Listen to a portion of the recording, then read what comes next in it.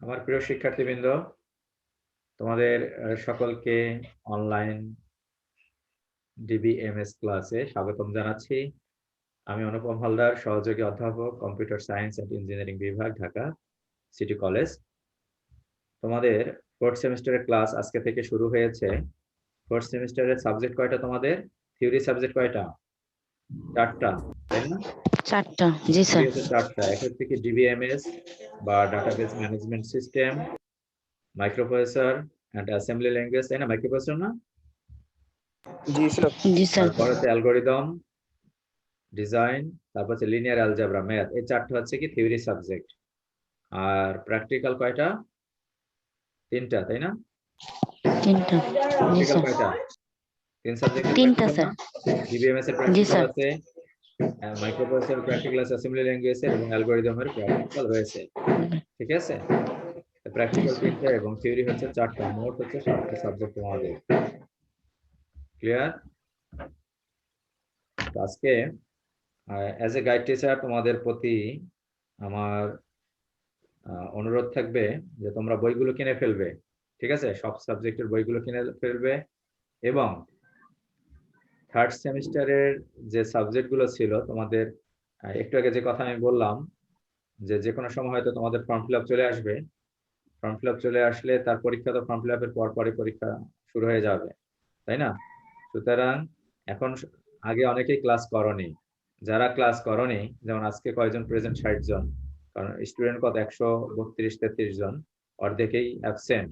যারা ক্লাস করেন মেসেজটা দিয়ে দেবে, যারা ক্লাস প্রেজেন্ট নেই, ঠিক আছে, তারা যেন অনলাইনের যে ক্লাসগুলো, ভিডিওগুলো আছে ইউটিউব থেকে দেখে নেয় এবং পড়াশোনা করে। থার্ড সেমিস্টারে সিরিয়াসলি করে ফেলো, ঠিক আছে?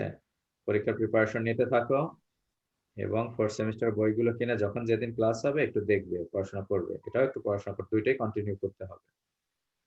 ক্লিয়ার? কারণ এটা কিছু করার নেই, গভর্নমেন্টের নির্দেশ, সেই অনুযায়ী আমাদের চলতে হবে। তো আমি তোমাদের ক্লাস নেব কি ডাটাবেস ম্যানেজমেন্ট সিস্টেম, ঠিক আছে? DBMS database. আর তোমরা ভর্তি হয়ে যাবে, ঠিক আছে? যে তারিখ দেওয়া হয়েছে ওর মধ্যে ভর্তি হয়ে যাবে। ডাটাবেস ম্যানেজমেন্ট সিস্টেম, দেখো বইটা দেখো, বুঝতে পারছো? DBMS database management system, Abraham Silberschatz, Henry F Korth and Sudarshan, এই 3 জন writer. Silberschatz, Abraham Silberschatz, Henry F Korth, কর্তের বই বললে হবে, কট এবং সুদর্শন, এই 3 জন রাইটার। ঠিক আছে? Database system concept, DBMS. DBMS এ কি হয়? Database management system. এখানে দেখো একটা শব্দ হচ্ছে কি ডাটাবেস, আর একটা হচ্ছে কি ডিবিএমএস। ডাটাবেস, ডাটাবেস মানে কি? ডেটা মানে কি উপাত্ত, বেস মানে কি সমাবেশ বা ঘাঁটি, তাই না? ডাটাবেস মানে কি উপাত্তের সমাবেশ বা ঘাঁটি, ঠিক আছে? যে আর ডিবিএমএস কি? ডাটাবেস ম্যানেজমেন্ট সিস্টেম, যেখানে কি এই ডাটাবেসও থাকবে এবং ডাটাবেস গুলোকে অ্যাক্সেস করার জন্য কিছু অ্যাপ্লিকেশন প্রোগ্রাম থাকবে, তাই না? আমাদের মূল উদ্দেশ্য কি? ডাটাগুলোকে ঠিকমতো সংরক্ষণ করা এবং প্রয়োজন অনুসারে যখন আমাদের প্রয়োজন পড়বে সেই ডাটাগুলো থেকে আমরা যেন আমাদের কাঙ্ক্ষিত ডাটাকে সহজেই খুঁজে বের করতে পারি। তুমি যে ডাটাটা খুঁজছো, ম্যানুয়ালি যদি ডাটা সেভ করো, ঠিক আছে, তাহলে ওইখান থেকে একটা ডাটা খুঁজে বের করা অনেক কষ্টকর, তাই না? কিন্তু যদি ডাটাবেস করা থাকে সেক্ষেত্রে কি কোয়েরি করে, কোয়েরি মানে কি? কোয়েরি হচ্ছে কি যে কিভাবে ডাটাটা খুঁজে বের করব, সেটাকে বলা হয় কোয়েরি। কোয়েরি করে আমরা সহজেই ডাটাটাকে বের করতে পারি, খুঁজে বের করতে পারি। ক্লিয়ার? তাহলে ডাটাবেস ডিবিএমএস হচ্ছে কি যে ডাটাবেস এবং কিছু অ্যাপ্লিকেশন প্রোগ্রামের সমষ্টি, যার সাহায্যে আমরা কি করব? এই ডাটাবেস থেকে আমাদের কাঙ্ক্ষিত ডাটাকে খুঁজে বের করব। ক্লিয়ার? এটা হচ্ছে ডিবিএমএস এর উদ্দেশ্য, সহজেই কোনো ডাটাকে আমরা যেন খুঁজে বের করতে পারি, ঠিক আছে? সহজে একটা রিপোর্ট জেনারেট করতে পারি, সহজে যেন কোনো ডাটাকে আমরা ইনপুট দিতে পারি। ক্লিয়ার? এটা হচ্ছে কি ডিবিএমএস এবং ডাটাবেস এর মধ্যে সম্পর্ক। তাহলে ডাটাবেসকে অ্যাক্সেস করবে কিসের সাহায্যে? আমরা কিছু অ্যাপ্লিকেশন প্রোগ্রামের সাহায্যে আমরা ডাটাবেসকে অ্যাক্সেস করব। তার মানে ডিবিএমএস ডাটাবেস ম্যানেজমেন্ট সিস্টেম বা অ্যাপ্লিকেশন প্রোগ্রাম ইউজার কি করবে, ডিবিএমএস ব্যবহার করে অর্থাৎ অ্যাপ্লিকেশন প্রোগ্রাম ব্যবহার করে ওই ডাটাবেসটাকে অ্যাক্সেস করতে পারবে, অর্থাৎ ডাটা ইনপুট করতে পারবে এবং ডাটাবেস থেকে কোনো কাঙ্ক্ষিত ডাটাকে কোয়েরি করে সে খুঁজে বের করতে পারবে, রিপোর্ট জেনারেট করতে পারবে। এই ডাটাবেসে আমরা দুইভাবে ডাটা ইনপুট করতে পারি, তাই না? একটা হচ্ছে কি যে সরাসরি আমরা টেবিলে গিয়ে ডাটা একটা, অনেকে হয়তো ডাটাবেজের প্রোগ্রাম করতে পারো বা সহজ যেটা মাইক্রোসফটের কোনটা এক্সেস ডাটা, ডিবিএমএস এর একটা উদাহরণ কি মাইক্রোসফট এক্সেস, ওরাকল, তাই না?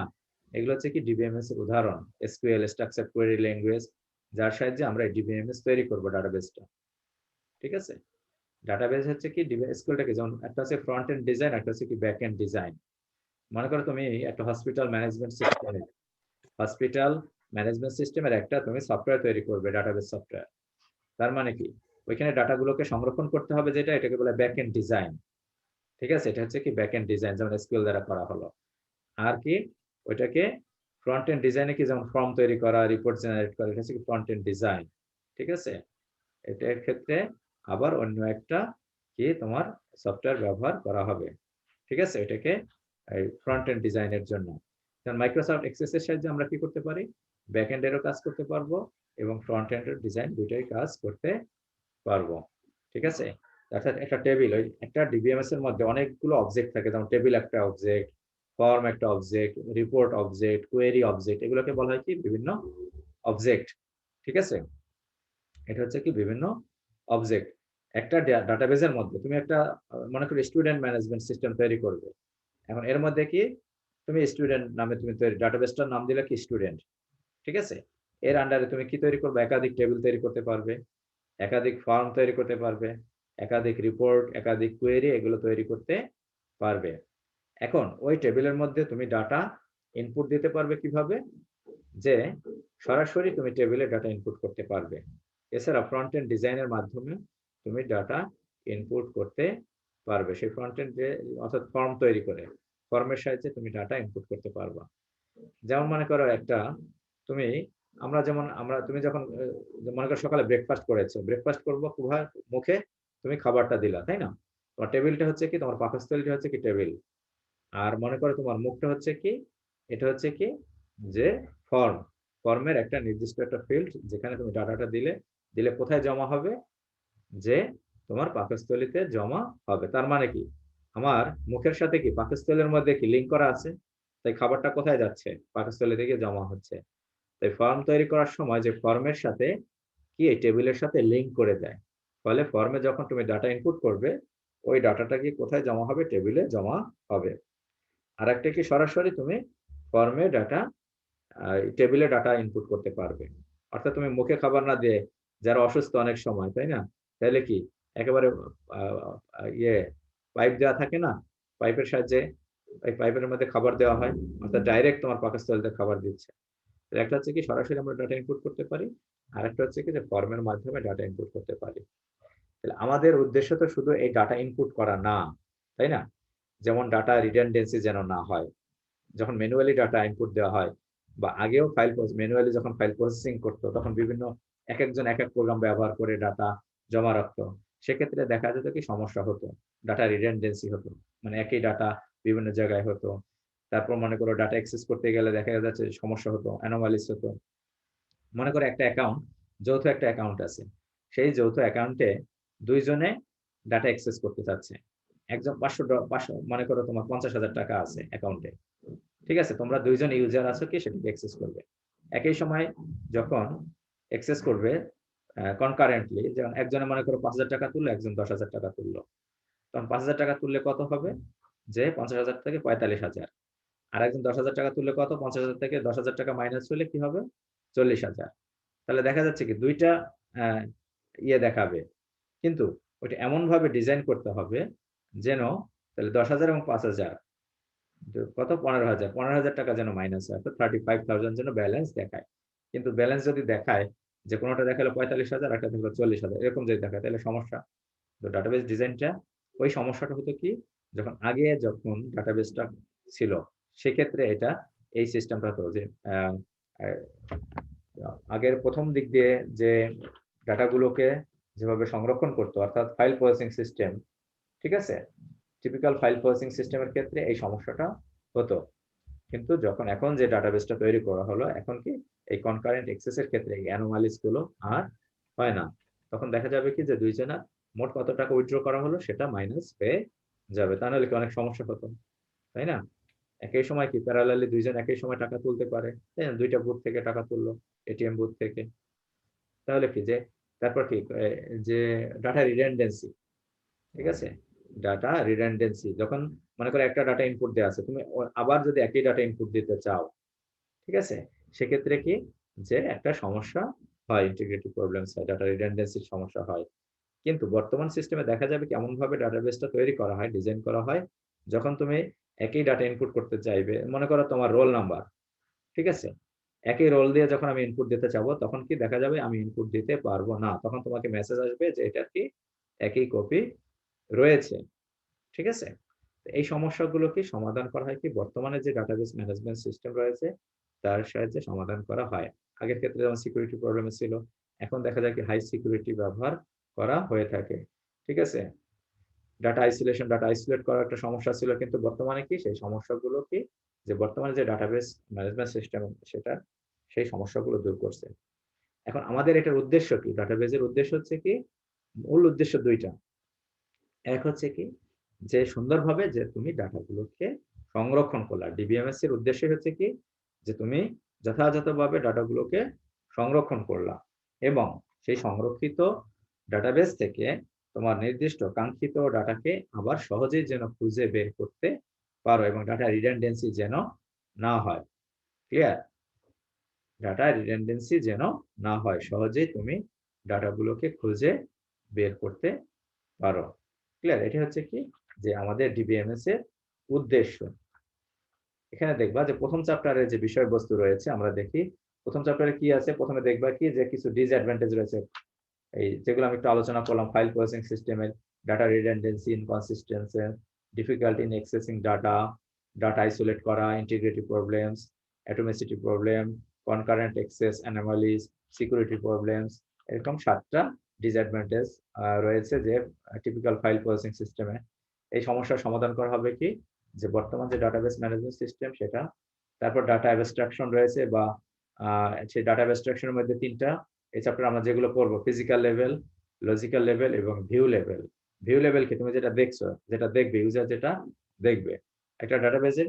ফিজিক্যাল লেভেল কি যখন ডাটাবেসটা ডিজাইন করা হবে ফিজিক্যালি, যে কয়টা টেবিল থাকবে, কয়টা ফর্ম থাকবে, কোয়েরি থাকবে, ঠিক আছে? এটা হচ্ছে কি physical level. The lowest level of abstraction describe how the data are actually stored, কিভাবে ডাটাগুলো জমা হবে, সেটা হচ্ছে কি ফিজিক্যাল লেভেল।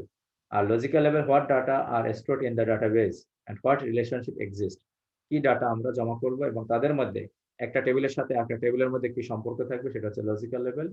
আর ভিউ লেভেল হচ্ছে কি এটা একাধিক ভিউ লেভেল থাকতে পারে, ঠিক আছে? অর্থাৎ একটা ডাটাবেসে তো অনেকগুলো পার্ট থাকতে পারে, অনেকগুলো মডিউল থাকে।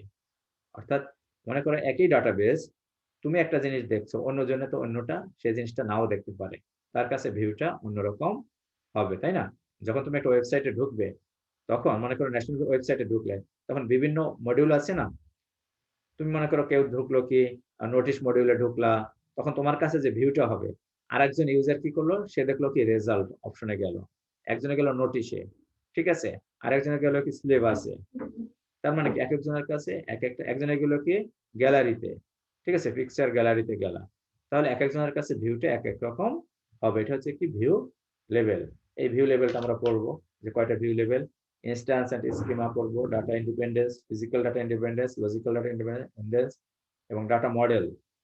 ডাটা মডেল গুলোকে এখানে সংক্ষেপে বর্ণনা আছে, এর কি entity relationship model, object oriented model, semantic data model, functional data model. এই ডাটা মডেল গুলো পড়বো, relational model, network model, hierarchical model, data model. তারপর হচ্ছে ডাটাবেস ল্যাঙ্গুয়েজ। এই ডাটাবেস ল্যাঙ্গুয়েজকে আবার দুই ভাগে ভাগ করছে, একটা হচ্ছে ডিটিএল, স্যার এগুলো না লিখলে তো কিছুই মনে থাকবে না স্যার, ডাটা এগুলো ডেফিনেশন লেখা বা ল্যাঙ্গুয়েজ, আর একটা ডাটা ম্যানিপুলেশন ল্যাঙ্গুয়েজ, ঠিক আছে? এটা তোমরা ইয়ে দিয়ে দেবো, লেকচারটা আপলোড করে দেবো, ঠিক আছে? এখন তো তুমি মনে করো তুমি লিখবা, আমি বলবো, সেক্ষেত্রে তো সময় লাগবে, আর আমি এটার স্লাইডটা তোমাদের আপলোড করে দেবো।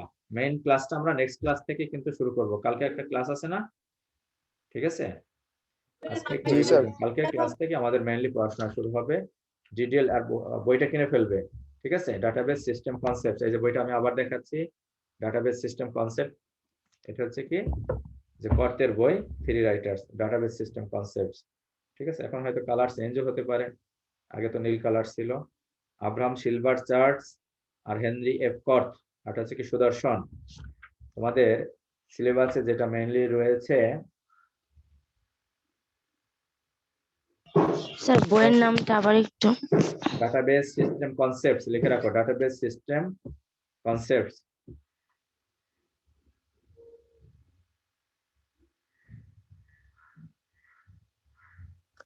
স্যার ডাটাবেস শিখতে হলে আমাদের কি এসকিউএল ল্যাঙ্গুয়েজের বেসিক কনসেপ্ট গুলোর উপর আইডিয়া রাখতে হবে? হ্যাঁ হ্যাঁ, এসকিউএল করতে হবে। এসকিউএল এ তোমাদের ইয়ে আছে, প্র্যাকটিক্যাল আছে।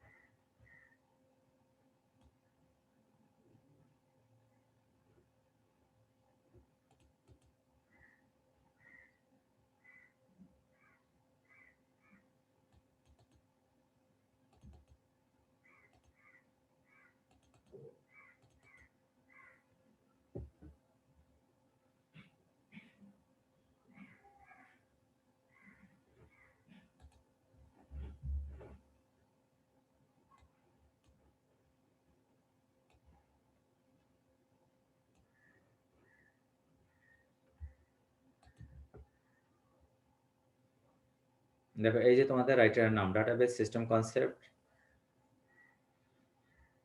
Silver church, Korth and Sudarshan, এই থ্রি রাইটার্স, ঠিক আছে?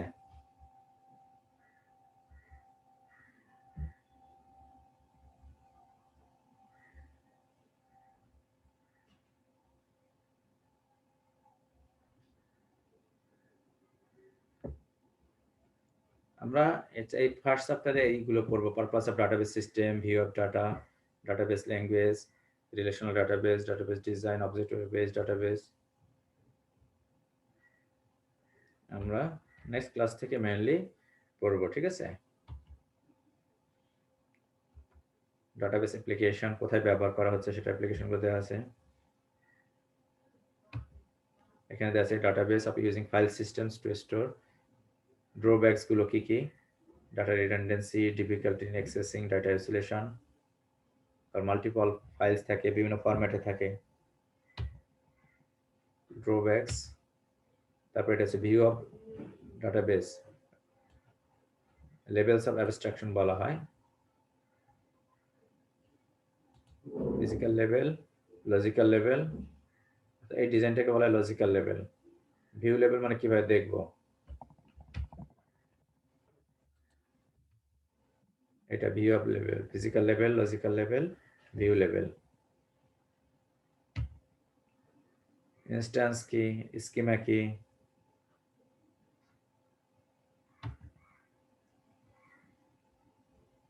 বিভিন্ন মডেল, ডাটা মডেল, অর্থাৎ কিভাবে আমরা ডাটাগুলোকে সংরক্ষণ করব এবং ওই টেবিলগুলোর মধ্যে তাদের মধ্যে যে রিলেশনশিপ কিভাবে থাকবে সেটা হচ্ছে ডাটা মডেল, ঠিক আছে?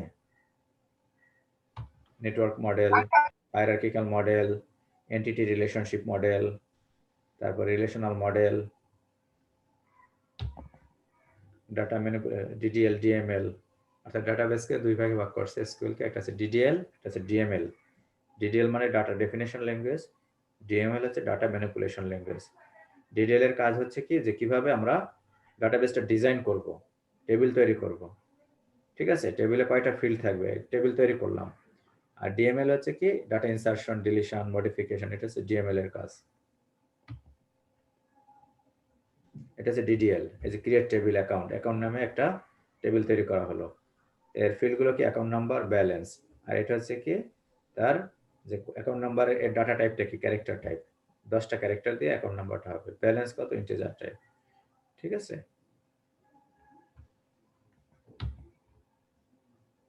এটা মডেল, একটা রিলেশনাল মডেল, অর্থাৎ নর্মাল যে টেবিলগুলো করা থাকবে, নর্মাল টেবিল, একটা টেবিলের সাথে একটা টেবিল আমরা রিলেশনশিপ তৈরি করতে পারি, রিলেশনাল মডেল,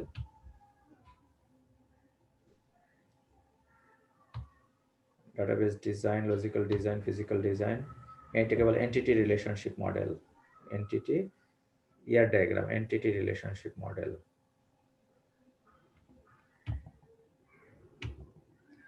আচ্ছা, তোমরা তোমাদের এখন 4th সেমিস্টারে কিন্তু উঠে গেছো, তাই না? মানে যদিও পরীক্ষা হয় না 3rd সেমিস্টার, তোমাদের প্রজেক্টের জন্য তোমরা কাজ শুরু করে দেবে, অর্থাৎ এই প্র্যাকটিক্যাল লেভেলে, ঠিক আছে? প্রোগ্রামিং বা ডাটাবেস নিয়ে যদি কাজ করতে চাও, অ্যাপস নিয়ে যদি কাজ করতে চাও, তাহলে বিভিন্ন ইনস্টিটিউটে ভর্তি হয়ে, ঠিক আছে? কারণ এগুলোর কাজ তো আলাদা, বুঝতে পারছো? এগুলো তোমরা কাজ শিখবা, ঠিক আছে? এখন থেকে টার্গেট রাখবা যে আমি এই এই কাজ করব, এই ফিল্ডে কাজ করব, ঘরে বসে থাকলে চলবে না।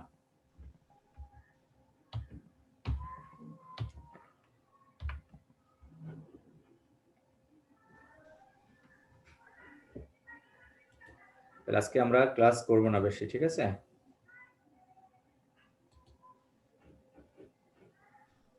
কালকে থেকে আমরা পড়া শুরু করব। তোমরা সবাই অ্যাটেন্ডেন্স দিয়েছো? পার্টিসিপেন্ট 64। স্যার কোন ইনস্টিটিউট গুলো থেকে কোর্স করলে ভালো হয়? কোন ইনস্টিটিউট থেকে?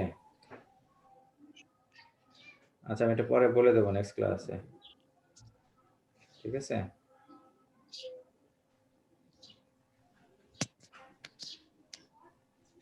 প্রেজেন্ট 63।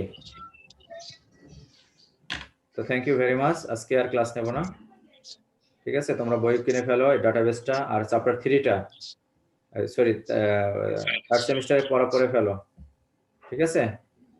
স্যার আমি একজনে একাধিক অ্যাটেন্ডেন্স দাও কেন? 76 আসছে কেন? তোমরা প্রেজেন্ট রয়েছে 64, মানে 63, আমি সহ 64, অথচ তোমাদের মেসেজ আসছে 76, 76টা মেসেজ আসছে কেন? অনেকে কিন্তু এই করো, ঠিক আছে? ডুপ্লিকেট মেসেজ দেবে না কেউ। ওকে, থ্যাংক ইউ ভেরি মাচ, তোমরা সবাই ভালো থাকবে, ঠিক আছে? আর তোমাদের প্র্যাকটিক্যাল শুরু হবে পরে, প্র্যাকটিক্যাল ক্লাস। জি স্যার, ভালো থাকবেন। আদাব। ওকে।